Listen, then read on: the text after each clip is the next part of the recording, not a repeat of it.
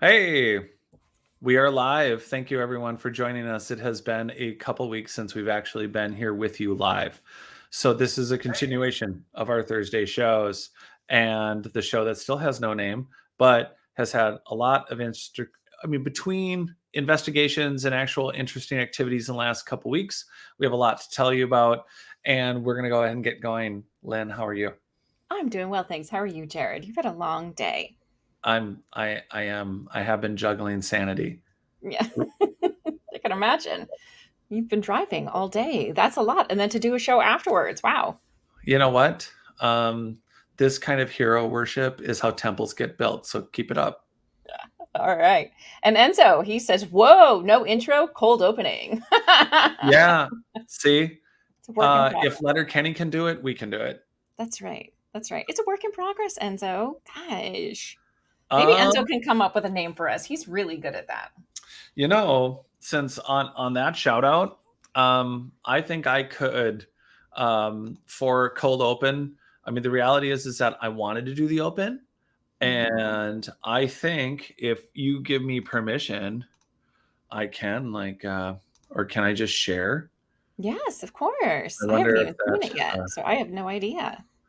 Um, let's see if this works. Yep, I think I have to add it. Okay. And then And either then here we go, everyone. Let's do an okay, let's go. intro. Welcome It's to Not cool. Aliens, Discovering Our Lost History. There's a new, vast renaissance of knowledge destroying our antiquated theories of human history. Advanced ancient ruins in plain sight. Polygonal, 20, 50, 100, 1,000, 3,000 ton advanced engineered building blocks with similar keystone connections across Earth.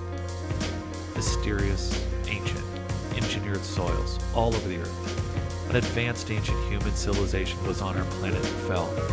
Join us as we dig deep and uncover the truth that our history is a search and rescue, not a search and recovery.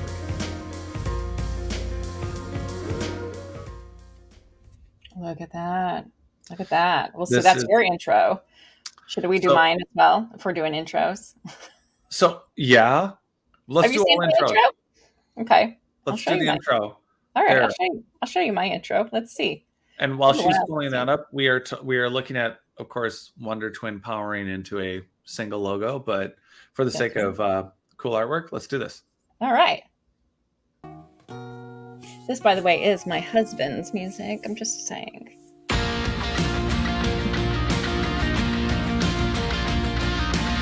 And lots of airplanes.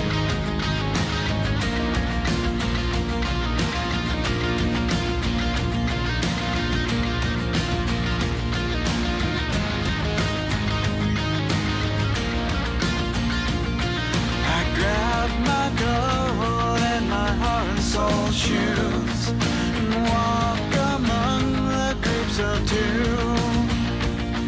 It's not ideal, it's just how we feel.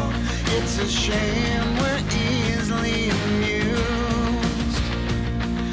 The only cure for this forward motion is to make emotion fly away.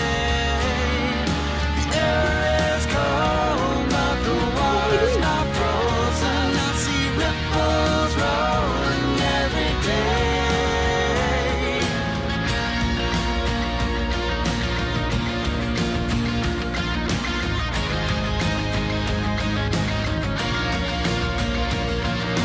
Cast a stone and get a hardcore view.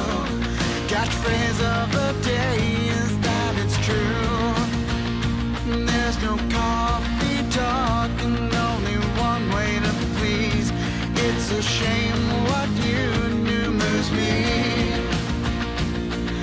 The only cure for this forward motion is to make emotion fly away. There you go. Look at that. That is very much like the thumbnail that I made for us, which I don't know if you saw today. It's your picture with you doing, the pondering. And so you're just like, oh, let me think about that for a moment. And mine is just like, F yeah. So it's just like, This is aliens and shit. Look. Yeah. That's not my boyfriend. That's my husband's music. Yeah. That's right. And Um, Enzo, I love Enzo so much, but he caught me.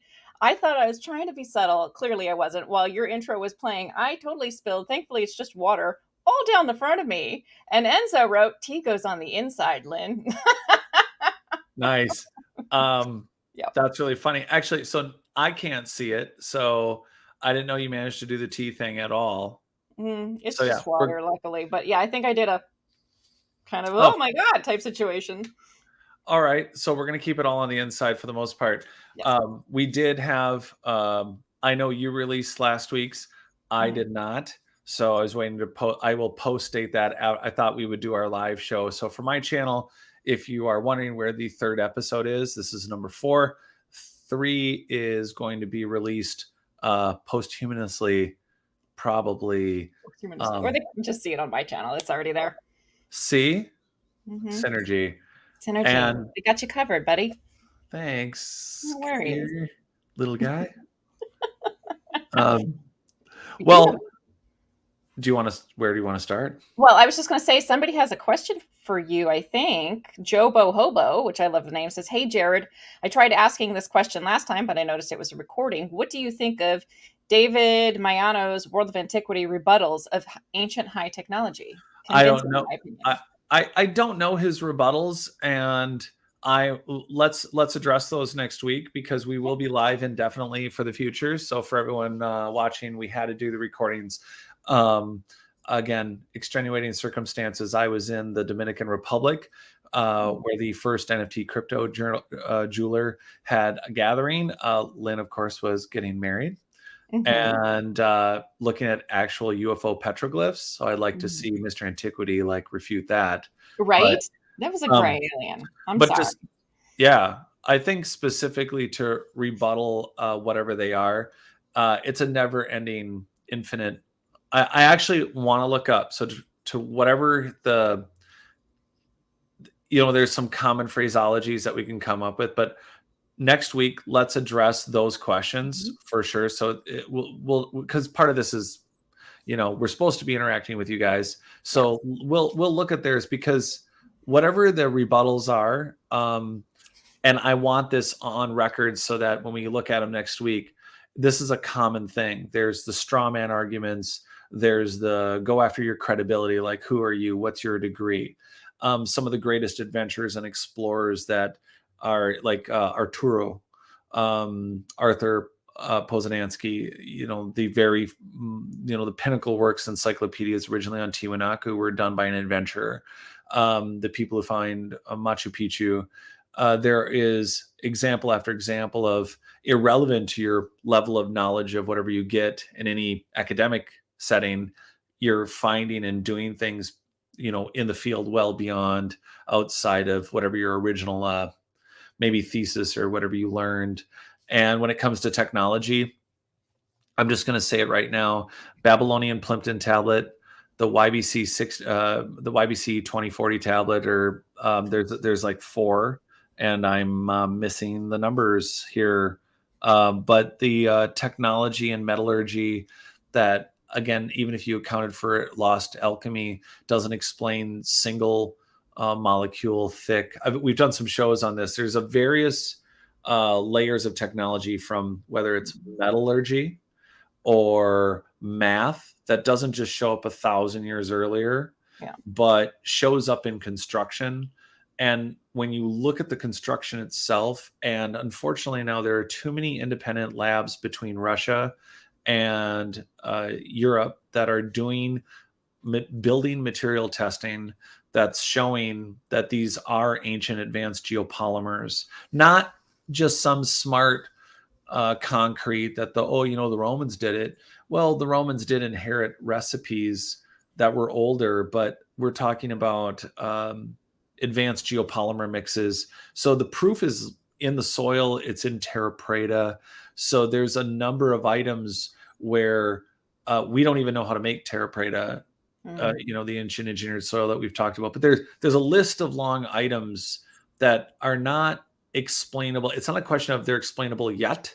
The issue is the complexity of what it is that they were there to do on any given level in reference to a society that, so let's just say they were guessing on how to make polygonal construction. This is a big one for everyone to just last noodle on is, well, okay, so they knew that if they built a certain pattern within the polygonal building so that the geometric shapes correspond to a building that moves or cancels earthquakes. But remember, each building and all these polygonal shapes, they're never the same. And it's not because they couldn't find the same blocks, because they were building them and moving them over either hundreds or thousands of miles, or they were moving them over mountains and they were doing it for 75 miles and up 2 miles in the sky. Like when you're thinking of Lake Titicaca, that's one example. So you basically have them moving and cutting and shaping specifically to the energy issues, the frequency and movement issues for a building in a specific location. That's a lost technology that would have required something that manages frequencies and energy. And there's just some common sense engineering you can go back. It's not about whether or not you can get really smart with a plumb bob. You can get really smart with a square and a wheel and count out, and a wheel is a portion of pi, and then you can make a square building. You can come up with very rudimentary ways to make a cell phone, but at the end of the day, we know how cell phones are made. And what we're missing is the technologies that were associated with these constructions or with the metallurgies, and the math is showing up because they could use that in some simple form. But I think it's a really big topic. That's one of the reasons we have this show. And I think it would be fun to get into it, but I don't want to, let's not focus on discrediting anyone for having a challenge to it. But at the same time, we could positively look at their questions or at their, whatever they're, what they're trying to discount. Let's take a look at it. Or we could just rip them to shreds. But yeah, I like your idea. See, I'm pondering into the future in my GIF, and you're like, yeah, Rage Against the Machines without. Yeah. Yes. Boy, I've been schooled again. No. But you can talk about dirt more than anyone I know. Honestly. Rocks are so hot. Rocks. I like rocks, but dirt. Wow. You know what? Guess who looked at more rocks than I did last week? I like rocks, actually, yes. I have a whole bag full of rocks. Actually, a couple bags full of rocks from Utah. You want to show everybody that petroglyph? Yeah, you want to see it? All right, hold on. Let me pull it up. Yes. It's so cool. So this is in Dinosaur National Monument. And it is oh my gosh, I can't remember the name of the petroglyph. Maybe Dave or Chris. Chris is in here. She was with me. But because they have a couple different petroglyph sites at Dinosaur National Monument. Why is this like, hold on a second. I don't know what this is doing. This is it, but it seems like I'm missing a bunch of things. Hold on. What's important is that, irrelevant to whether or not we're going to secret NFT gatherings in Punta Cana or whether we're getting married, apparently we are on the job for everyone listening and watching. And these petroglyphs, they've been featured in a lot of shows, and they're really interesting. And this is for everyone listening when it's eventually going to be recorded. So what's really fun about this is again, there's a worldwide phenomena, just like worldwide pyramid building, worldwide keystone cuts, worldwide stone spheres, and engineered soils. And by that, there's a variety of engineered soils. There's just human waste. We have garbage mounds. They get covered in dirt and they degrade and they become a giant compost pile. And thousands of years later, there's that kind of stuff. Or you've been killing a lot of animals in an area. There's a lot of animal fat and rendering and assorted biomass. I'm talking about engineered soils that are, specifically designed for not just growing food, but maybe communications and filtering heavy metals and carbon dioxide and things that may have been a higher society's, gold spread for the planet to keep things healthier and more balanced for a network. But yeah, anyway, you find the picture. What you're saying, absolutely. Yes, I did. All right, here we go. You cannot tell me that this little dude right here does not look like a gray alien. Oh, okay. Well, Here we go. Here's the side by side. they're an ancient fork cult. An ancient fork cult. Okay, Yep. the side by side. Okay. Yeah, they strictly have giant forks on their head. Mm-hmm. It's an early tiki cult. Yes. Oh, that one. But the one next to him, the little guy. And yes, thank you, Chris. This is Swelter Shelter at Dinosaur National Monument. These are photos in the raw. You can go to these places. And what is it, free or how much is it? I think it was because it's huge. I mean, we accidentally went into Colorado at one point. But you drive in, and I think it was like $25 for the car, but that gives you like, I want to say several days worth. You don't have to repay. Oh, that's nice. Yeah. So it wasn't too bad. So you can come for a weekend, and this could be the weekend. I mean, the park is huge. There's no way to cover it in a couple days anyway. No, like I said, we accidentally went into Colorado. So it's big. What's the official narrative for these photographs, or for the petroglyphs? They say it's the Fremont people. I've seen two things. The Fremont people, they say they are just stylized depictions of human beings. And as you can see, like in this picture, these are the three different versions that you'll see. So this petroglyph is much bigger than what this is. This is just one small portion of it. So there's this kind of guy with the like horn things on top. There's the one that looks like a little gray. And then there's a bunch of these that have the like smaller head, the bigger triangular body. There's a lot of those. These, there are fewer of. And so I don't know, there's theories that perhaps they were different time periods. And so these were just different stylized depictions of human beings. Not buying that one. No. And then there are some people that think these were pre-Fremont culture. So the known Native American culture, that they are more archaic. But still no like definition as to why it looks like a gray alien. I'm gonna adjust my mic while we're talking, but we have I just taken that. We talked about it a couple weeks ago. Yeah, the Gault Archaeological Site. That was one of our preemptive trips, Freeman and I, from Freeman TV. But we had gone to I had scheduled a private tour of the Gault Site, and one of the things that's quite maddening and quite being accepted finally is that there isn't a Clovis first model anymore. It never existed. It was a joke to say it. It's a joke to not want to dig through what was supposed to be this magical land bridge, and that they were supposed to be the first people on the continent. So the Gault Site alone has one of the 19 mastodon kill sites, for those of you that missed that, in North America. It also has this stone floor from a civilization that was working on that. According to the tour we got, at least 20,000 years. So this is definitely pre what we consider indigenous or native.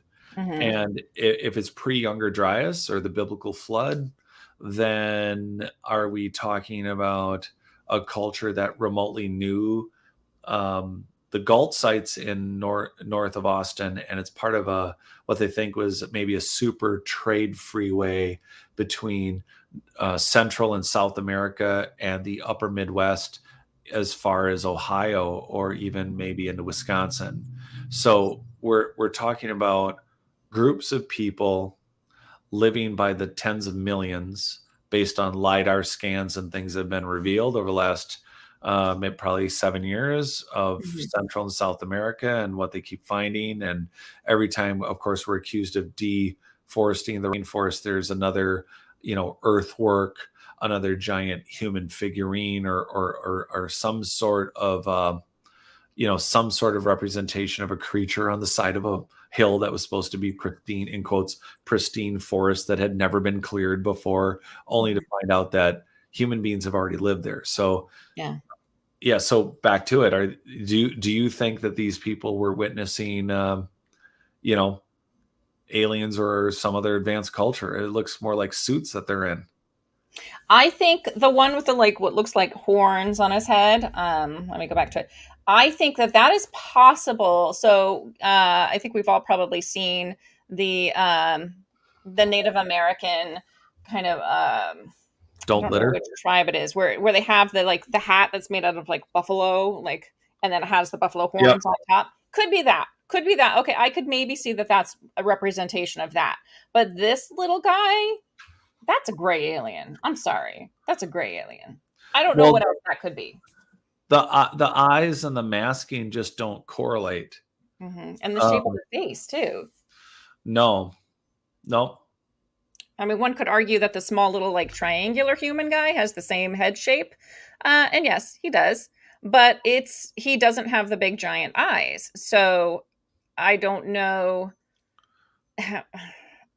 Was there any Lynn, was there any pecking? Did you see any so I know that obviously we don't have infrared equipment, we don't have laser equipment, there's a million different things that you're just making observations by sight only, and they is there anything etched into them, like any stone cut away? Are there any symbols that are let me see if I can find I don't remember any. Chris got closer to it. So Chris, if you remember that, put it in the chat. There were it was mostly like beings, like these, let's just call them all human beings for the sake of it, but they were all like beings, all different forms of human or human and alien. Okay, Chris is saying, because she hopped over the little wall and got right in there, she was a rebel. She said she couldn't tell much etched. Yeah, it all looked like it was just your typical like petroglyph. It didn't look like, from where I stood, it didn't look like there was anything that was really etched into it. There was some paint, so you can see the little like triangular guy. He still has some of the red paint on there. So it was a combination of petroglyph and what's the other word? The painted version. okay. My head right now. But no, like, I don't remember any. Were there any symbols? I don't know. Let me see if I can find the big picture and I'll look. Because I did get a picture of like almost all of it. Karl Lehrenberger did a whole book on American, the symbolic, different dynastic peoples. Mm-hmm. I mean, whether native, indigenous, I mean, however you want to put it. He found symbolism that looked Egyptian, looked Celtic, looked, that there's a possibility that, author Dave Brody talks about the Romans being here. And he makes a great fictional story about it, Romerica. It was one of his last, that book's barely a year and a half old, and makes a really compelling fictional, but he bases all of his fictional work on research that does kind of point in some general directions. And he does make, in a fictional story, a solid case for even the Romans being in America, which if it did rewind to the Egyptians or the Chinese on the West Coast, which is pretty clear. I mean, early paleoanthropologists, I did write about that in my book that's also getting re-released, actually happening here soon. But if you call a month and a half soon. And the name, the nomenclatures, the certain words, there's definitely, I guess, if you wanted to look at this art and say, okay, kids did it, and it's Chinese, it's actually West Coast, and it was a Chinese armada that stopped, and they were wearing some sort of one of the shogun samurai. There was some combo of feudal Chinese or Japanese armor on, and the indigenous area took that to be a mask, and this is what we got, right? I mean, there is that, but it's It's fascinating looking at it. Yeah, so this is so if you're looking at the whole thing, this was more like kind of right in front of you. The alien looking ones were off to the left a little bit. So this is in like an alcove on the side of a plateau or something, I believe. And so let me see if I can zoom in a little bit here. So you can see there's this mass amount of these sort of kind of triangular body beings like before. This is another kind of weird one. They had these bighorn sheep that were also on there. There's another one of those over here. This looks like a frog. But so this is, basically, this is graffiti here, if anybody sees that. Some jackass went in there and carved their name. But yeah, most of it all looks the same. It all looks very similar. But it's everywhere. The more you look, the more you would see. It was pretty impressive and high up too. So It's very, it's just interesting how consistent it is. Yeah. The stylings, Yeah. So I would say, to me, as someone with a minor in art history, because I'm a professional, it looks consistent with the same style. So like you were saying, it looks like the same group of people did this, that, were at the same point in development, let's just say. well, whatever they were looking at, they couldn't comprehend it. And this is the best their art could do. Yeah. I mean, as far as like, so either we have fully grown adults or children or both that are, they're the best of their group doing an artistic expression of, either something within their lore. I mean, that there's the easy way to explain this in a way. It's, well, they have a story of a horned, eyeball only cloud person. I mean, you can, this could be Gilgamesh of indigenous people, right. Or, something very local, but it was such an impression that they're drawing it over and over and over. So it's kind of hard to not think that it wasn't drawing complete fascination and or terror or both. Right. Plus, I think too that the argument that it was maybe different groups of people at different points in time, I would argue against, because the style is all very similar. The technique is all the same. And so I would argue that it was the same group of people that did this, not different groups at different times. And that would explain the stylized versions of humans. So I would discount that personally based on that observation alone. Robo Hobo wants to know, what is the date for this? We don't know. They do not know. Old. Yeah. There's no, I have a lot of hopes for, I've mentioned sedimentary nuclear DNA. They're starting to do that. We have OSL dating. The problem is this stuff's been in the sun every day forever. So there's none of that. And you could date, it looks like there's some scorch marks. There's different coloration in the rock. So I think that's what you're saying. The lower right isn't blackened from burning or anything? Let me look at it closer. I don't think so. I think it's just the coloration in the rock. No, I don't remember it looking like it was a scorch mark. I think it's just a darker part of the rock. Chris, if you remember differently, let me know. Well, not that anyone's hopping fences or doing anything they shouldn't. No. I don't have photographic evidence of it or a video that's posted on YouTube. Good thing you guys are still friends. But if there were closer footages, I would just wonder if some of it would be, in working around the different ways to date stuff like this, if they could get some samples of the pigmentation, one could hope that nuclear DNA sedimentary testing would be exactly that it would be able to take the sedimentary remnants of pigment and maybe analyze more conclusively, what was the pigment made from, and then maybe get a date out of it, irrelevant to contamination, for a larger cluster of the paint.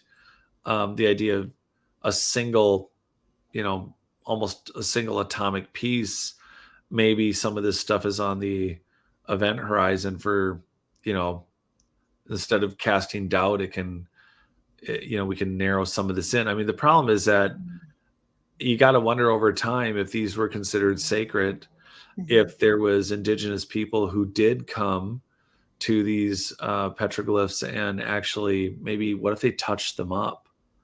That's the other bummer. It's like we have to have the discernment to remember that we assume that it's just the Greeks who are saying, well, who built the Temple of Athena? Well, the gods did. And then we rebuilt it. We added on. Well, I don't think we give enough credence to, there's anthropologists. There's societies that dig up their dead and they party with them and then get bubonic plague. But that's a thing. But you can account for like generational different traditions. But in this case, how do we what if a completely different tribe came along? This is completely pre-flood. And then over the last 6,000 years, it became sacred to some other American indigenous group. Yeah. And then in the end, what you have is, a color by numbers of, what could be 12 or 15 or 20,000 plus years of added pigmentation. It's possible. And I'm actually, now that you say that, I'm going to take back what I said earlier, because there are some, and you can kind of see it here on the left. There's several of these. These are much more faded than. And they're very big. They are very big. I have a picture of Chris standing by them, but I don't know if she's okay with me showing that. But if she is, I'll show it. But I just noticed this. Are these like weird little feet down here and the bottom of this body, like little owl feet? I don't know. Like it's perching?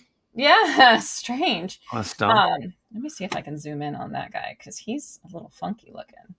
You can't really see his face, unfortunately, is kind of. But what is that? That is strange, isn't it? Well, it's also trying to decide if the stripes on the clothing on the shirt were they representative of, again, a design, a costume, right? Because you can see it. Belt. I remember Chris pointing this out. She said this looks like, it kind of looks like it's dangling from his arm, which, is a little reminiscent of the Sumerians, of the, what we always refer to as the Anunnaki, how they had the little bag. Is this something along those lines? I didn't even notice it until you zoomed in. Andy has 4 fingers. I'm just noticing that as well. The little gray, by the way, has 6 fingers. That's artistic expression. Is it though? Right? We don't know. I'm just saying. But what is this thing? And but you can see, even just by looking at this, and granted, it is an alcove, so there is shadow play here at work. But even being there, this was harder to see than, the ones just to the right of it. Have they discovered any new ones? Do you know? I don't know. But this site was definitely worth. How long was it? A long hike to get in, or how long was it to get? No, you park on the side of the road and walk over to it. Oh my gosh. Yeah, it's. I don't think a lot of people would know that. So it'd be pretty accessible if you were like, maybe, like, could you roll up and look at it in a wheelchair? No, you do have to go up some steps to get to it. Okay. So it's definitely not, it's off the side of the road. There's a parking lot. It's free. Well, you park on the side of the road. This is within Dinosaur National Monument, so you do have to pay to get in. But yeah, once you get in there are several different petroglyph sites. This just happens to be one of them. And you basically pull off the road and you walk up to it, maybe, 50 feet or something. But you do have to go up some steps to get to it. But it's nothing difficult. But in a wheelchair, no, I don't think you'd be able to do that. But most other people could get to it, yes. Is this the only place in the park that they know of that has these kind of drawings? No, there's there are other ones. Oh gosh. There was one we wanted to go see. let me see if I can look it up. But it unfortunately was one of the off-road sites, and because of our stupid rental car, we couldn't go off-road. But it has a huge, like 40-foot guy. Let me see if I can just pull up an image of him. You've all seen him. It's a really well-known one. Is that him? This No, is the same park, but as far as petroglyphs go, this was. Here he is. Let me see. I think I have to stop sharing this one. So this guy is supposedly about 40 feet tall within the same park, different area. This one right here. I am. Okay. Yes, There we the go. main character here. And as you can see, there are like some little people next to him. He looks like is that a tree? That might be a tree. I was gonna say, is he carrying something weird too? He's got sort of a spiral. Do you know what's interesting is that looks exactly what's missing off the one you just showed us. Why don't you zoom in on Mr. Dangly to your left, the smaller guy to the left? He's holding, look at the shape of his hand, and he's holding like a shield or a fish or something. All right, hold on a second. I think I have to. It's not going to let me zoom in for whatever reason. So, but you see the small figure on the left? Well, yes, this guy here. Yeah. Do you see his right arm? This one? Yep. Yeah. He looks like a mantis being. Look at his hand, the way that it is. Yeah, but you see that he's holding something, right? Like a shield or something. All right, let's go back to your photo. Okay. Oh, goodness. Okay. You're not making this easy on me, Jared. All we wanted to do was to like throw you guys both our own bumpers, do some show and tell. I know, right? So this, while she's pulling that up, one of the things we want to talk to you about is we are going to be doing some research together. Lynn and I are meeting tomorrow, and we are actually along with Michael from Dark Hour Paranormal and Gary from Everything Imaginable. We are doing some investigations and filmings and working on putting together some new work for you guys that will not be live, but we might do some live streaming, but we're going to be doing some interviewing and we're going to be doing some filming for some future documentaries that we're going to be putting out.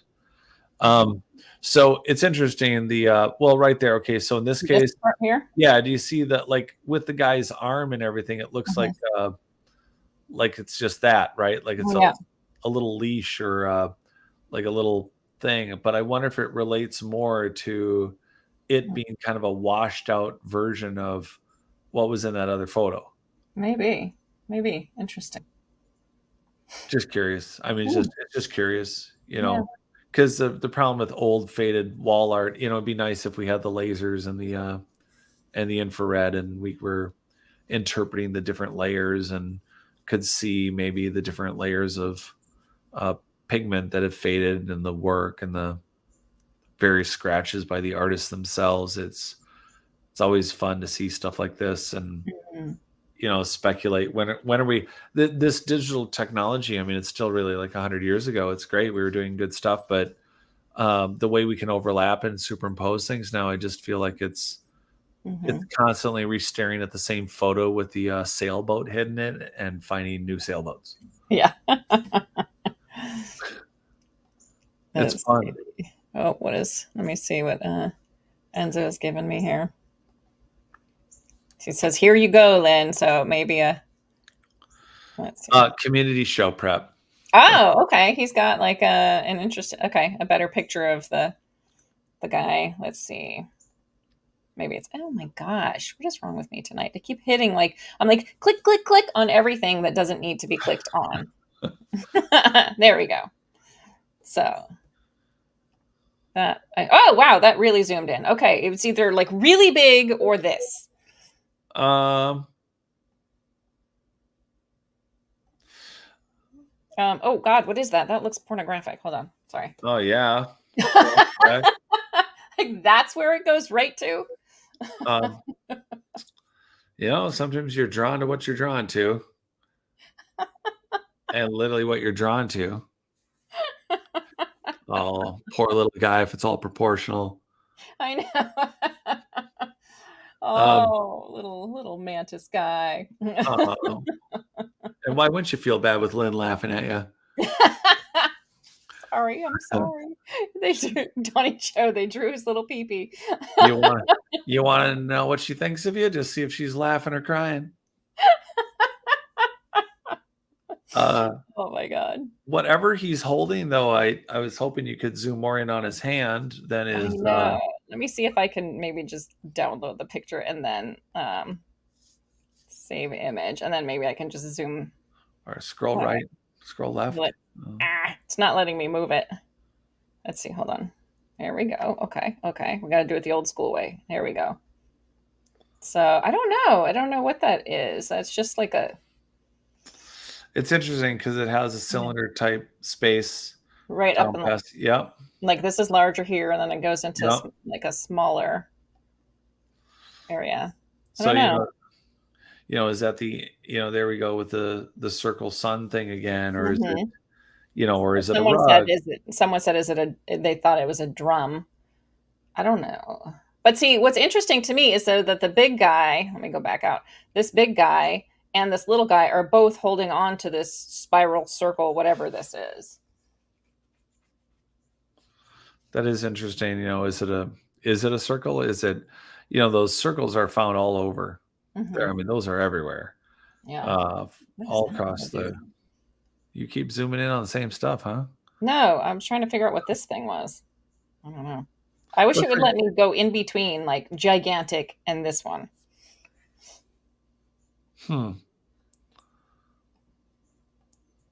It's interesting though. Okay. Oh wait, here we go. Let's see. I was able to open it on mine, so let's see. That way we can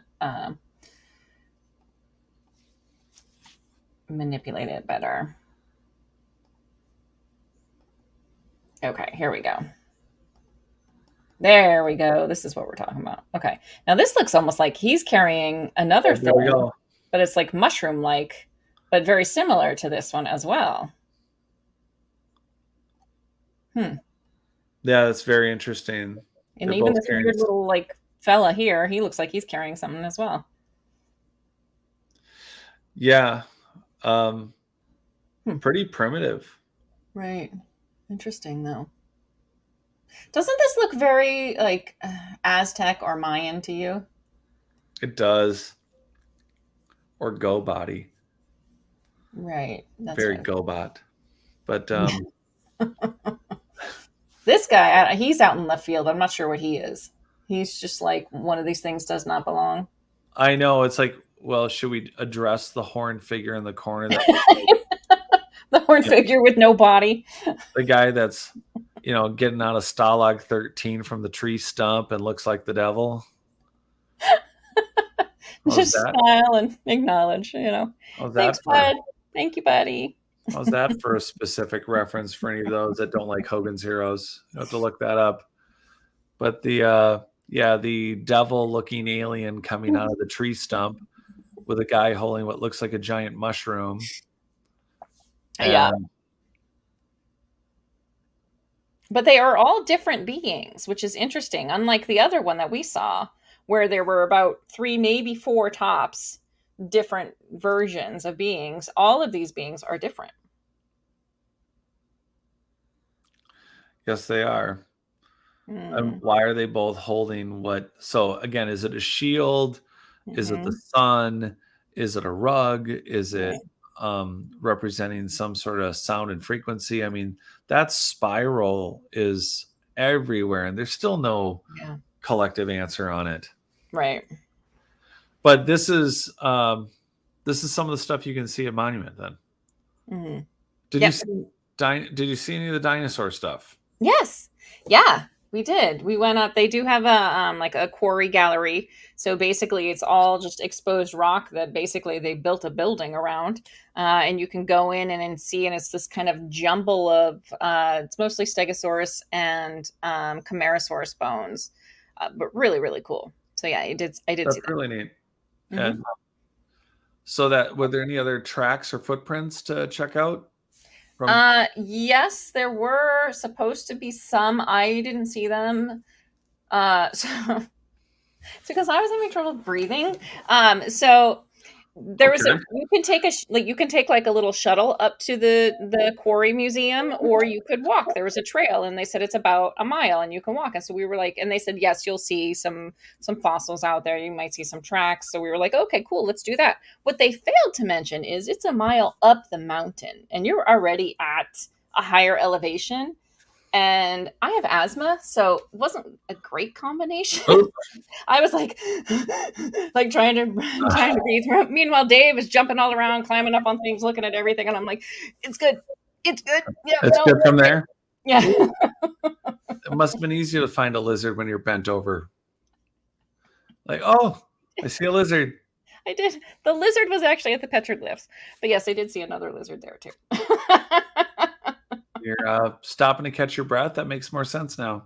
Yeah. Well, the site, I mean, if you were to tell people how often to, like to plan out, is it kind of an all day, really just plan on spending, or is there a point where it gets too hot? Is it better to just come in the morning and kind of split it up over a couple days? I mean, I think it depends on when you're there. I mean, it was actually fairly cool when we were there. Because it's not southern Utah, it's more like mid to northern Utah. So you're still in the mountains. I mean, we did drive through like a snowstorm on top of one of the mountains. It wasn't that cold when we were there, but it's huge. Like I said, it goes from the eastern portion of Utah into Colorado, so you could spend several days going through the whole park. Wow. And it's beautiful. It's absolutely beautiful. Well, the petroglyphs that you're seeing, do they credit them to, again, were they just saying early indigenous art? Is that how they credit it? I think so, yeah. Enzo is saying just spitballing, but could these be different types of lanterns they're holding in that picture? I think that's a pretty brilliant observation. Yeah, why not? Yeah. Yeah, that, it's not different styles of didgeridoos. Mm-hmm. Ah, thank you, Blanc and Haiti.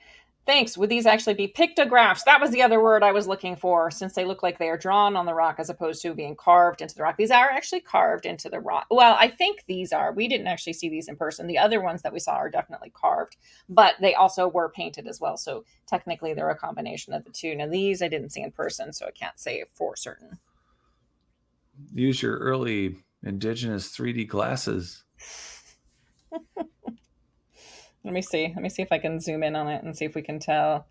I don't know. You're right. They could be. I'm going to say I think they are like etched into the rock simply because of the coloration difference. Because I know there's Could be both. Yeah. Yeah, it could be. I don't know. I'm pretty sure this one is exposed to the elements. So I would think, whereas the other one is a little more protected. So I don't know that they would be this clear if they were just drawn on. But that's just my very amateur opinion. But still totally worth the visit, right? Absolutely. Like you say, you basically roll up and move right up to them. Not that you're in charge of the site. Did you do any guided tours or no? No, we did not. Because again, we could only go to so many of the petroglyphs. Right. Well, how many locations are there in that park? I don't know. We were just looking on the Utah side, so altogether, I can't really say how many there are. Oh wow. Yeah, like it's huge. It is a really, really big park. So you could spend days there easily spend days there, even if you're just driving around. The landscape is beautiful. The mountains are amazing. Then you have the petroglyphs / pictographs, plus the dinosaur bones. So there's all kinds of stuff you can go see there. It's amazing. I definitely would recommend it. And I can't wait to go back and get a car this time that we can go off of the paved roads. That's my best piece of advice to anyone going. Make sure your rental car can go off of paved roads, because 2/3 of them are off on unpaved roads, so we couldn't go see them. Well, that sounds like it was pretty amazing. It was, yeah. The week I had last week was in Mhm. Punta Cana, the Hard Rock Cafe. Yes, your mini Bilderberg event. Yeah, so we'll chat about this now. Yeah. There was an invitation sent out. The Chains crypto jeweler. For those of you who are in NFTs, there's only a couple hundred left. Quite brilliant. Machine design, CAD. The mechanics, the gear works in this man's head was already there for doing these chains, which are not only going to be ultimately available in the metaverses for you to wear cross metaverses as a piece of art that you bought that's on the it's not only a unique piece of art that can attach to an avatar of your choice, but it can travel at your choice through different metaverses. So we're going to see clothing, we're going to see a lot of stuff. So in the world of the metaverses, it's really just the internet for people who really want to be fully submersed. You don't have to do this. There are people buying and trading all sorts of crypto. A lot of people have heard of Bitcoins or Ethereum, and then it gets confusing when they're a platform and they're a coin where you go to trade like the New York Stock Exchange. And then at the same time, there are art galleries of artists, and they're on different platforms that also have coins and tokens. And I was able to spend some time with Lynn from Nifty podcast. So I've had a lot more post Punta Cana follow-ups, but I'll tell you about the event, because this is these designs are not only existing in the metaverse, they're available for you to buy. So even if you're not into NFTs and just having a digital version of something, this jeweler is actually making the chains that they're designing just to be in the metaverse. So you can get a physical gold or white gold or a stainless steel version of your chain that you're buying in the NFT world. And then there are Easter eggs. There's specific things that I didn't want to drill in for everyone. Specifically to have a big NFT talk. This is just interesting in that this man became the first crypto jeweler.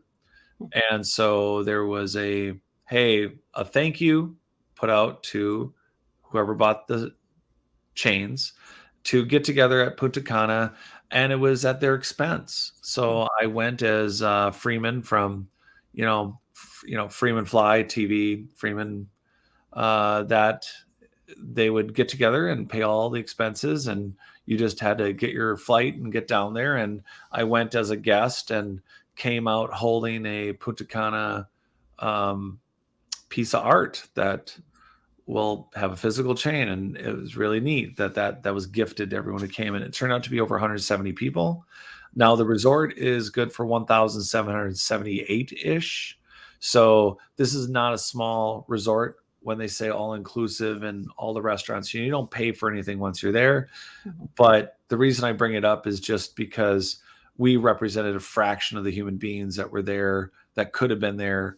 Of the almost 10,000 chains sold, I mean, a lot of people could have been there, but it was fascinating. People were from Netherlands, Germany, Switzerland, Serbia. There were people there from Australia, America. It was just a vast, wide, couple of great guys from Scotland were there. I asked if they like Scotch, and they looked at me as if I was stupid. As one would expect. Yeah. gotten one booze coming in for you. And yeah. Yeah, nerd, Jared. But do they party? They like Scotch. And they're Scottish. That's all you need to say. Yep. So the it was very interesting because you have this atmosphere of, hey, I want anonymity, and I want a decentralized coin or a digital currency, but I also want to hold art, but I want to have a digital art gallery that lets everyone know that I have all this art. And so here we are, all of us getting together, and everyone is like, oh, what's your handle? And who are you? And are you the plus one? Or are you the NFT collector? And there it was for almost a week. We were there doing day-to-day gatherings and just conversations of where was digital currency and where was digital art going to be and go. It was really, really pretty fun. But I don't want to go too far down the rabbit hole for everyone, other than the fact that for those that do follow, of course, starting over the weekend and it's continued into this week is, NFTs and digital currency. Bitcoin has taken a huge dive. But it's not because it's going to go away. It's just, it started worth nothing, like take Bitcoin, and then it went up to 69,000+, and, now it's down, 20 something. So I can't imagine how frustrating that is for people who are holding right now. But hey, I think that 170 people coming together for the first NFT crypto jeweler to celebrate and to communicate about this new format to not only buy, sell, and trade digital art, but to actually just party. It was quite a surreal thing. This is all over the world. It's people from all over the world. This is not something that's going to go away at all. It's really fascinating to see that this is happening. So when I get my actual NFT chain, I will show that off on the air for everyone to see. Yeah, excellent. Now, did they discuss at all? I'm curious. So, in the World Economic Forum, they discussed regulating through use of blockchains, digital currency, that this is the future that they're seeing. So how does that affect then cryptocurrency? Yeah, so that's all about the decentralization. You have this, some people, if you want to get excited about it, for those of you that are, want this kind of blood in the water, it is what kind of clandestine organizations don't want a decentralized serving public that is primarily buying, selling, and trading anything that they want with impunity, without any government oversight, and literally insight. I mean, if you can anonymously not track any purchase from a decentralized coin, that is going to upset kind of the status quo, haven't had to compete 400-year-old power structure. And so then over the weekend, and again, if it wasn't for Lenny, if it wasn't for Nifty Podcast, that host who I got to spend a lot of time with the last few days post-conference in person, and us doing some of our own NFT and digital currency analysis about what we're talking about. And one of the Coinbase companies became FDIC insured on Saturday, I think, or Sunday. So I don't know which one. Again, that's for those of you out there interested in that world.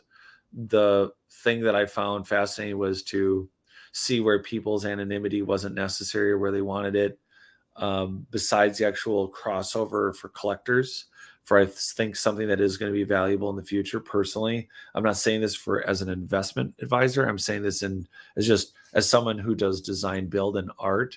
I find it and enjoys collectibles. I do think that having a digital collectible, even if the entire system went away, having a digital collectible that has an assigned, blockchain to it, but also having a physical artwork to back it up, I think that's huge. Physical art is something we've valued, well, as long as human beings have been human. I mean, we started this with pictographs, petroglyphs, and other basic human artwork. That's, it's in us, right? Yeah. But yeah, as far as the platforms go, it's kind of a checkmate. if you want to have an FDIC backed crypto, well, it's not a crypto anymore. Right. Well, I was going to say, why would you want an FDIC backed crypto? It defeats the well, purpose of having cryptocurrency, which is unregulated. it is, but it's ironic. The thing that I found fascinating about the artists, Mhm. sorry, the people who collect the art, they really want to be known. So, okay, one would argue, okay, well, they have a handle and they want their handle known. I think for the people, it's like anything else. It's like if you buy a classic car, if Mhm. you buy, if you collect, when I was a kid, I collected Star Wars cards. And then, of course, I thought I would repeat that process. And then, of course, my entire collection was stolen. Um, yeah, you learn to let go. And yep. But I do think that this isn't going to go away, Mhm. metaverses or not, whether you're doing digital, whether we do end up with a good portion of a population not interacting on the internet like we are right at this moment. And for those of you watching and listening, imagine this being, fully immersive. Mhm. With or without, whether it's on your contact lenses or glasses or giant VR, make you blind, put you in a little round circle so you don't fall on yourself, system. I don't think it matters. The people collecting NFT art right now and the values in it are crazy. I don't think it's just a phenomena. I don't think it's not a fad. It's not a beta or VHS sort of question or a laser disc, or is it cassette tapes or 8-track? No, it's CDs. It's not that kind of a question. I think digital art is here to stay. And in this online format, for those that want to stay anonymous, they are not obligated to go to an FDIC Coinbase. They could stick with Bitcoin. They could stick with, I think what we're going to see is people who don't need Bitcoin, or what I mean is people don't need a digital currency. Just people like, oh, digital currency is important. I want to be on the bandwagon. Oh, but I don't want it stolen. That's the problem, is the theft, is that if it's not backed by the FDIC, if you don't have the government backing your money, people can steal your money and no one's going to give you your new money. See, but that's the fear narrative that they Um, want you to believe.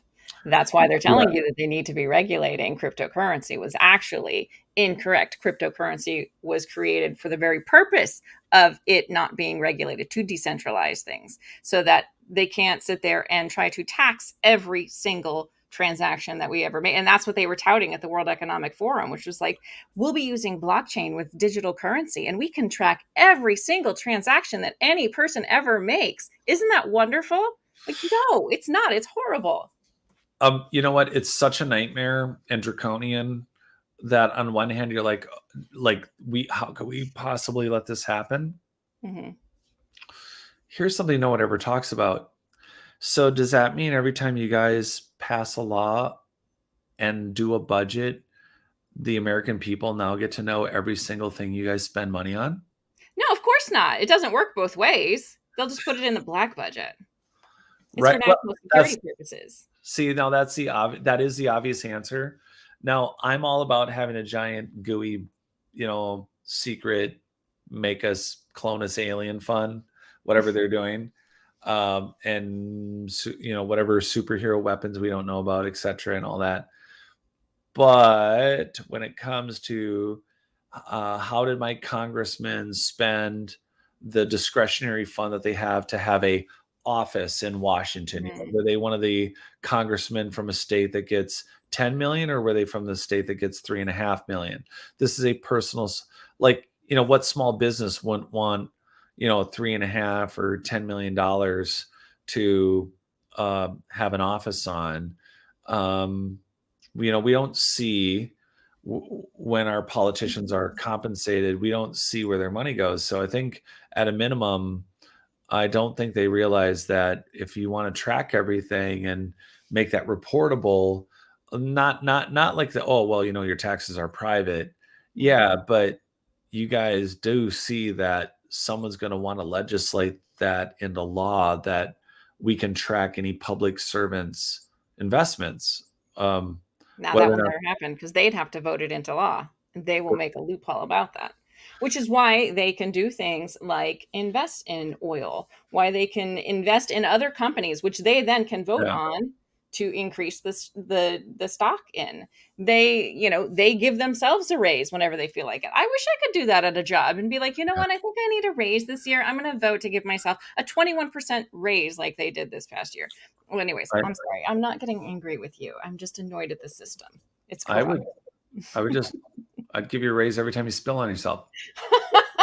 Which would be often. Yeah. So we understand how the system works now, but yeah, the dialogues that are going on, I think there's two things. It's a branding issue too, where I think that obviously a digital currency would be an FDIC digital currency for you to have in certain countries would be very well, you're gonna I here's an issue I see is right now when you bring currency, and it's a joke anyway on a credit card, but they'll say, well, there's a fee for you getting this money, or like you can run your credit card in France, yet there's a fee because you're there's a translation International. fee. Just because even though your card's there and it's doing everything digitally, literally at zero cost, they're saying there's a cost. Well, the whole point of decentralized is it still applies to an FDIC backed currency.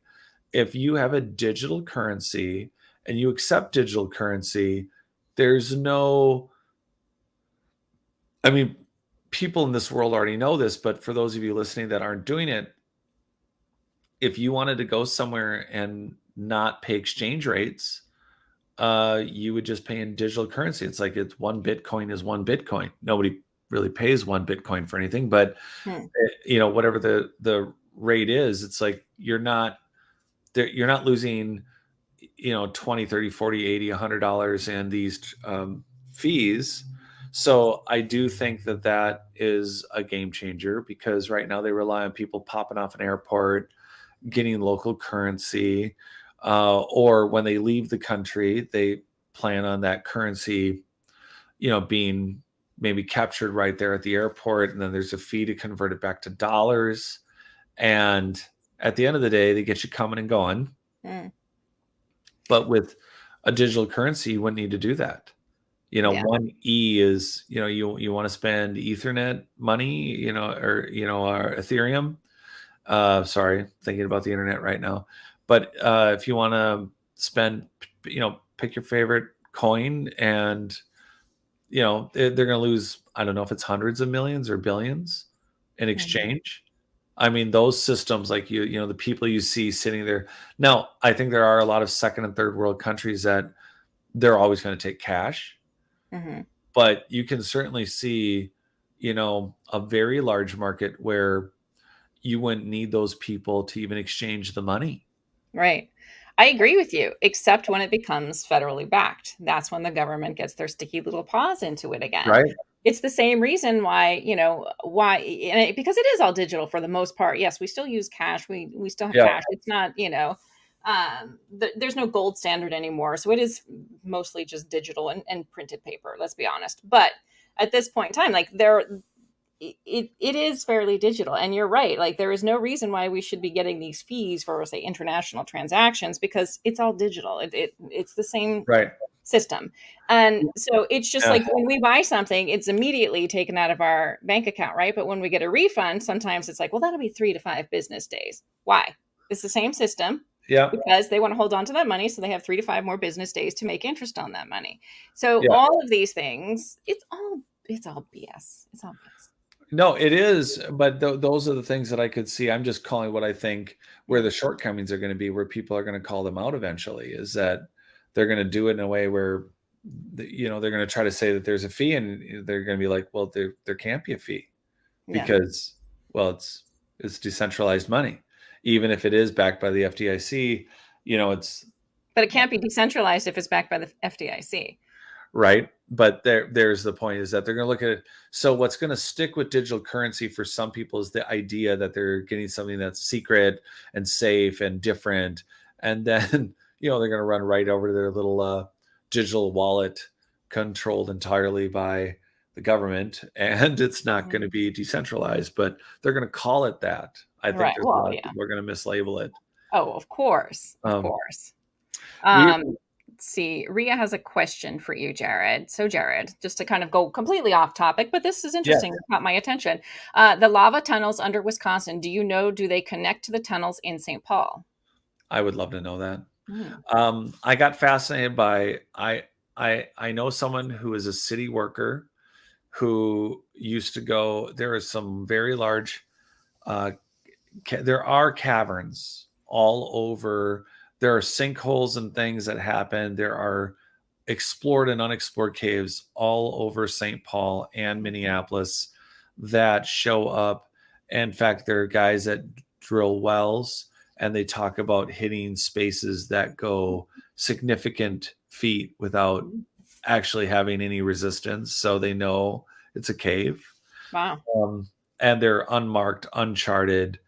And there's some even under some of the biggest buildings. In fact, there's one that's so big they thought they could use it as a bomb shelter for tens of thousands of people in the city of Minneapolis downtown. Yeah. And but specifically lava tunnels between the two states. Mm-hmm. Not aware of anything specifically. I mean, I can't think of anything that's. I mean, I've been in the largest one of the largest cave systems is Cave of the Blue Mounds, which is in Wisconsin. I've been there and seen that, but that's just a stalactite, fun, cave system, but it's not connected to anything. So there isn't anything that I'm aware of. Let's see, Zach. Everybody has questions for you tonight. Jared, do you ever do any exploring in Joklahoma? I would. I drove through in order to get to Texas for the Gault Archaeological Site the tour that we set up, because I'm fascinated by the 20,000-year-old floor and this fact that the site's pre-biblical flood. So I drove through Oklahoma, and I'm actually going to be back later in August also. And so one of the things I wanted to follow up with is Rockwall, Texas. Mm-hmm. The dinosaur tracks that are in Texas. I'd like to film those for everyone and get those out for everyone. And also like to do some more work. There's someone that I have in mind to try to put a curriculum together. We're trying to change this whole Clovis first and also create a program, a syllabus that would be available for public schools. And I have a friend and researcher that is a school teacher. And the idea is to maybe try to get a lot of what is known around the world about the Gault Archaeological Site and not in America itself, to finally get it out there that, hey, there is no Clovis people. And B, there's a whole history of I don't want to say pre-indigenous. There's just a history of humanity in America that predates anyone we know. Yeah. So, but Oklahoma's got to have some cool stuff still. Oh, I can imagine. And I think too, even and I know your thing is definitely kind of prehistory that we know, but even the history that we know, we don't know. I mean, there's definite evidence that the Aztecs and the Mayans came up to North America. And it's incredible is how much we don't even know about our relatively newer history, right? The stuff that has happened more recently. So I can only imagine, if we can't even understand what has happened in the past, 1,000, 1,500 years, how could we possibly think that we understand what had happened 2 million years ago? Yeah, which is why Michael Cremo's Forbidden Archaeology, Northern Mexico's Gault Site, the volcanic covering of a pyramid in central north Mexico. I mean, there's sites all over America, the Gault Site, everything up into Canada and the East Coast. I mean, there's so many different things, which is also why you and I can't believe we're smashing through our time with everyone, but we're going to be going to the East Coast over the weekend here. I mean, we are going to be, you and I I guess we should talk to people about that too, right? Yeah, let's do that. You first. Jared will be here tomorrow. Yay! Yes. Yes. I will be in your neighborhood, and we're going to do, well, from a number of, we're really across the gamut. Paranormal. We're going to be looking back at America's Stonehenge again. I haven't talked to anyone about, just Dennis Stone's site, and it's time to do some new work. And so, yeah, now preemptively speaking, this is for everyone listening. I did a lecture during the before time at America's Stonehenge. That was an in-person lecture. It was available virtually also. You could get tickets and you could watch it online. But I will be, one of the things that we're doing besides filming for work, we're going to be putting out more of a finished, like more of a documentarian form. But I'm also going because I think we should scout out some locations, and I'm looking to do another in-person event at America's Stonehenge, and then maybe we tour some of the surrounding area. But this time we'll have a magical witch. Yes. Everyone. And for everyone who doesn't know, on my channel, I also did a very hard-hitting expose in the form of a YouTube short in front of the alpaca habitat at America's Stonehenge. You're welcome for that. You did? I did. Are you wearing an alpaca? Are you wearing an alpaca? He was really cute. He was in the background, like, that was about it. Yeah. Oh, llama face. He was so cute. What hard-hitting topics did you hit? I just said, hey, we're at America's Stonehenge in front of the alpaca habitat. Jared and I will be back here at some point soon. Yeah. We're arranging things with Dennis Stone again, but at this point there is some follow-up. There's always ongoing archaeological work at America's Stonehenge. What about that? Where's Enzo? Enzo's right. That alpaca was giving Lynn the stink eye. He's like, what are you doing? What are you doing? I mean, isn't it about time we repeat Edie Brickell's religion? It's like a smile on a dog. Yep.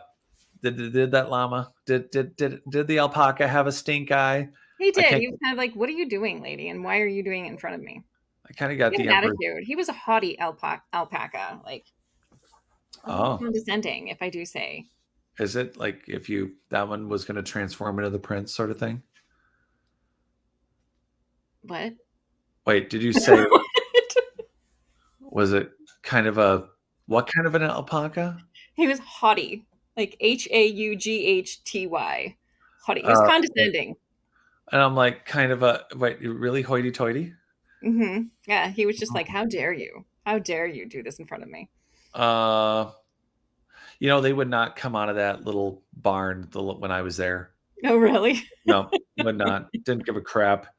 They like Dennis. They like the people that work with them, but then otherwise they're like, yeah, I'm not doing a photo op with you. Yeah, he was like, no. So you got lucky because they didn't do it for me. Wow. Well, so he snubbed me, but at least he came out of the habitat. I guess he was already out. He just didn't go back into it. Well, Michael's going to be joining us from Dark Hour too, so we'll have his. For everyone listening, between Lynn and Michael and that whole other esoteric realm of just being able to solidly identify the EBGBs, I'm looking forward to watching them work together like Wonder Twins. I am too. I think it'll be exciting. I can't wait. Yeah. There's something to the way that we all approach this, and both you and Michael are going to be really fun to watch as you, I'm just curious how it'll bounce between everyone, you guys, and the sites. It's going to be pretty fascinating. Yeah, I think so. I'm excited to meet Michael. I haven't met Michael before, so. Yeah, so this is going to be our weekend, folks. We're going to be filming. We'll be meeting tomorrow, and we're going to be filming through the weekend, and we'll be working out future lectures and events and documentaries, and what we do with the on-site visits. They're actually going to go into next week, so we are going to be busy working for you guys. So supporting our channels, signing up, whatever you can do, we appreciate it, because it turns into stuff like this so that we can go out and create and do new stuff. Yeah. I Very think nice. so. What else we got for questions? I mean, should we answer a couple more and Let me see if I missed any of them. Chris wants to know where she can go exploring in Oklahoma. Do you know? oh boy, I'm gonna have to get back to you a few things. Oh. There is some, I feel like there's some dinosaur track stuff that is up into that direction, Mhm. but I'm gonna have to look up specifically. I can't name them, but I know there's some things. Okay. Does it? Well, go ahead. Oh no, go ahead. Oh, Enzo says this is a good idea. One of these shows should be a Jared's top 10 places to visit in person to see history for themselves. Yeah. Well, it should start. Well, could easily be your pictographs. Yes. I mean that's some odd stuff, but Yeah, I will say it took a lot of self-control. Okay, I'm going to tell everybody this. I got a vent. Please do. So I everyone knows I do historical remodeling, design, build, and I part of my practice and learning things is I do get a lot out of Frank Lloyd Wright's Taliesin, which is in Wisconsin, and I go to it at least once a year to just look at the work. I photograph new things, and I've always found it the work is really there's a lot of different layers to how your brain and brain entrainment and the way I relate to doing design build. And to be on time for this show tonight, to get us where we are, irrelevant to bumper technology, I had to drive by an exit for a sign that said Falling Waters, this exit. And for me to not go what's credited to be the first modern home ever built in the 30s by Frank Lloyd Wright, the very famous Falling Waters. I mean, I'm more of a seize the day sort of guy, and I just couldn't believe I just blew by it. Wow. I did not go. And I am so frustrated. Oh. This was more important. Thank you. Well, as a professional with a minor in art history, I appreciate that. Yeah, I figured you would really want to have gone also, and I would have, yeah. And I'm like, I can wait. That's amazing. It hasn't gone anywhere yet. No, that's true. That's true. But that's as close as I've physically been to that counterpart. I mean, I have coffee table books. I have very detailed photos. I have a very, very nice print of the watercolor that Frank Lloyd Wright did of Falling Waters. I have that framed, but I did not know that en route, in order to get us back onto our live track, I was going to miss that. But it was. That stinks. Okay. I'm sorry. No, it's not. Wait, is it your fault? Not really. Well, I mean, you could blame it on me if it makes you feel better. It's okay. No, I don't need that emotion. I'll take it on. I'll take it on. Said the emotional punching bag. No. No, I'm good. I'm fine. But I thought I'd throw it out that it was excitingly close, and that's my share and tell for our close. Yeah, I like it. Also, I just went to, and Jared was kind of there with us at the same time. Dave and I went to the Newport Tower this past weekend in Rhode Island. It's weird. It's interesting. Do you want to talk about it, or do you got? I know I am going to be doing a whole episode on it. But yeah, it is this tower that is in the middle of Newport, Rhode Island. It's just a portion of the tower, actually. They don't really know who built it, what the purpose was for. There is archaeoastronomy. There is some alignments with both the sun and the moon. Scott Walter thinks that it is Templar in origin, which I'm always for. I think that's amazing. Yeah. Jim Egan, who runs the Newport Tower Museum, believes that it is not necessarily colonial, but he believes that John Dee, who was he was an advisor to Queen Elizabeth I, and he also helped orchestrate sort of like some of the first settlements here in the U.S. He believes that he was the architect of this tower. and kind of just as a way to establish England in the New World sort of a situation. I don't buy that. It's very different than every other type of colonial architecture that you will see. And living in New England, I see a lot of it. Yeah. And it is unlike anything. Some people think that it could be a windmill or a mist grill, which is like, again, the architecture doesn't support that. It wouldn't be able to even work as a windmill the way that the architecture is. It wouldn't support the force of the twirly part of the windmill. That's the technical term. You're welcome. Yes. Yeah.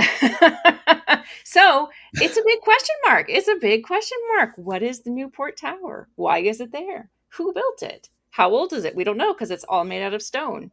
So That's there's going to be really fun. Your episode's going to be amazing. This is going to be fun. Yeah, it should be a good one. I'm excited. And then the Westford Knight too, which was, kind of like going there, but the history is interesting. It is. Yes.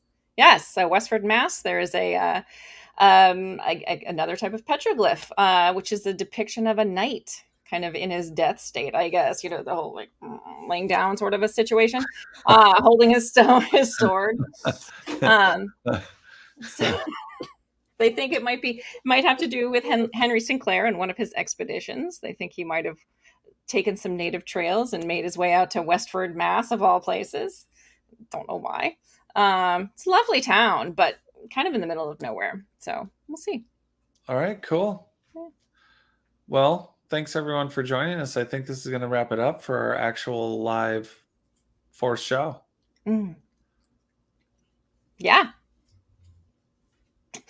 And we'll be planning tomorrow. We'll be planning and plotting tomorrow. Jared and I in person. You guys won't be a part of it. Sorry. But you will reap the benefits of the planning and the plotting. Yes. And your guys' continued support. Can't thank you guys enough for joining us. And even if you're watching it in the future, somewhere in space and time, again, thanks for being there. Yes, absolutely. Thank you. And we will be back next Thursday. Same time, same places.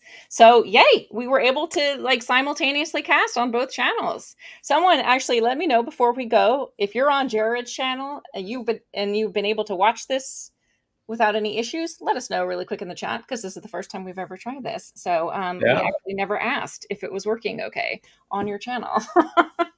Yeah, and I wanted to focus in on what you were going to bring for questions, and we did have, so we didn't have as much time on it, I guess, maybe for some of the chat, but here we are. Mm-hmm.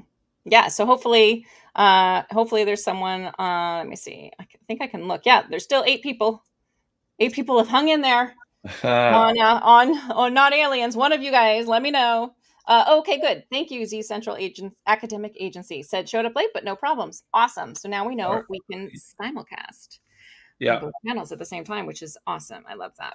Yeah, we are definitely. Oh, cool. Michigan UFO sightings has been to both channels. Awesome. Thank you. Yeah, thanks a lot. This is, I guess we're going to have to repeat the process. Yes. Absolutely. And if you aren't subscribed, go subscribe to Not Aliens. And if you aren't subscribed here on Rebellious Ufology, please subscribe here. You'll see different things on both channels. Yeah. But you'll see both of us on both channels. Yes. Unless you come see us in person in the future when we plan that diabolically tomorrow, which you won't be a part of. So good night. Yes. All right.